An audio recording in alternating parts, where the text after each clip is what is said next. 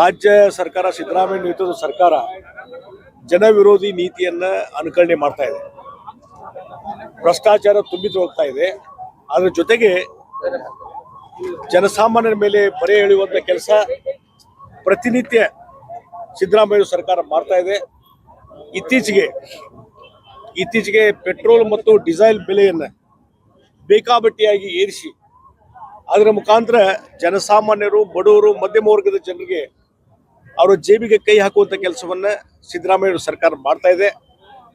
ಒಂದು ಕಡೆ ಗ್ಯಾರಂಟಿ ಅನುಷ್ಠಾನ ಮಾಡಲಿಕ್ಕೆ ಹಣ ಬೇಕಂತ ಹೇಳಿ ಇಡೀ ರಾಜ್ಯದ ಖಜಾನೆಯನ್ನ ಎಲ್ಲವನ್ನು ಖಾಲಿ ಮಾಡಿ, ಖಜಾನೆ ಖಾಲಿ ಆಗಿದ್ದರಿಂದ ಇನ್ನು ಅದನ್ನು ಯಾವ ರೀತಿ ವರಮಾನ ತೆಗೆದುಕೊಳ್ಬೇಕು ಅನ್ನುವಂಥ ಕಾರಣದ ಹಿನ್ನೆಲೆಯಲ್ಲಿ ಇವತ್ತು ಯಾವುದೇ ಒಂದು ವೈಜ್ಞಾನಿಕ ಕಾರಣ ಇಲ್ಲದೇ ಇವತ್ತು ಜನಸಾಮಾನ್ಯರು ಬರೆ ಹೇಳುವಂಥ ಕೆಲಸವನ್ನು ಇವತ್ತು ಮಾಡ್ತಾ ಇದೆ. ಇದರ ಪರಿಣಾಮ ಏನಾಗಿದೆ, ಇವತ್ತು ನಮ್ಮ ಕರ್ನಾಟಕದ ಜನರಿಗೆ ಹೆಚ್ಚಿನ ರೀತಿಯಂತ ಒಂದು ಭಾರ. ಇಲ್ಲೇ ಒಂದು ಉದಾಹರಣೆ ಕೊಡಬೇಕಾದ್ರೆ ಕಾರವಾರದಲ್ಲಿ ಒಂದು ದರ ಇದ್ರೆ ಪಕ್ಕದಲ್ಲಿ ಒಂದು 15 ಕಿಲೋಮೀಟರ್ಗೆ ಗೋವಾದ ಬೌಂಡ್ರಿ ಸ್ಟಾರ್ಟ್ ಆಗ್ತದೆ. ಅಲ್ಲಿ ಇಲ್ಲಿಕ್ಕಿಂತ ಒಂದು 8-10 ರೂಪಾಯಿ ಚೀಪ್ ಆಗ್ತದೆ. ಇವತ್ತು ಕಾರವಾರದಲ್ಲಿ ಅಂತ ಜನಸಾಮಾನ್ಯರು ತಮ್ಮ ವೆಹಿಕಲ್ ತೆಗೆದುಕೊಂಡು ಕಾರವಾರದ ಬೌಂಡ್ರಿಗೆ ಹೋಗಿ, ಗೋವಾದ ಬೌಂಡ್ರಿಗೆ ಹೋಗಿ ಅಲ್ಲಿ ಪೆಟ್ರೋಲ್ ಡೀಸೆಲ್ ತೊಗೊಂಬರುವಂಥ ಪರಿಸ್ಥಿತಿ ಇವತ್ತು ನಿರ್ಮಾಣ ಆಗಿದೆ. ಇದೇ ರೀತಿ ಮುಂದುವರೆದ್ರೆ ಬಹಳ ಒಂದು ಅಧೋಗತಿಗೆ ರಾಜ್ಯ ಸರ್ಕಾರ ಹೋಗ್ತದೆ, ರಾಜ್ಯದ ಖಜಾನೆ ಖಾಲಿ ಆಗ್ತದೆ.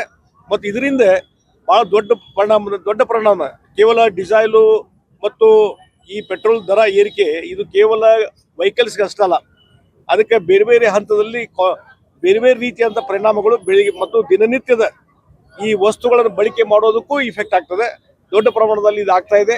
ಆ ಹಿನ್ನೆಲೆಯಲ್ಲಿ ಸಿದ್ದರಾಮಯ್ಯ ಸರ್ಕಾರಕ್ಕೆ ಈ ಒಂದು ಪ್ರತಿಭಟನೆ ಮುಖಾಂತರ ಇಡೀ ರಾಜ್ಯದಲ್ಲಿ ಪ್ರತಿಯೊಂದು ವಿಧಾನಸಭಾ ಕ್ಷೇತ್ರದಲ್ಲಿ ಸಹಿತ ಈ ಪ್ರತಿಭಟನೆ ನಡೀತಾ ಇದೆ. ತಕ್ಷಣವೇ ಈ ಒಂದು ದರ ಏರಿಕೆಯನ್ನು ಹಿಂತೆಗೆದುಕೊಳ್ಬೇಕು ಅನ್ನುವಂಥ ಒತ್ತಾಯವನ್ನು ನಾನು ಮಾಡ್ತಾ ಇದ್ದೇನೆ. ಇದು ವೀಕ್ಷಕರೇ, TV20 ಕನ್ನಡ ನ್ಯೂಸ್ ವಾಹಿನಿಯ ಪ್ರತಿದಿನದ ಅಪ್ಡೇಟ್ಗಳಿಗಾಗಿ TV20 Kannada news YouTube channel ಅನ್ನು ಲೈಕ್ ಮಾಡಿ, ಶೇರ್ ಮಾಡಿ ಹಾಗೂ ಸಬ್ಸ್ಕ್ರೈಬ್ ಮಾಡಿ ಮತ್ತು ಪಕ್ಕದಲ್ಲಿರುವ ಬೆಲ್ ಬಟನ್ ತಪ್ಪದೇ ಕ್ಲಿಕ್ ಮಾಡಿ.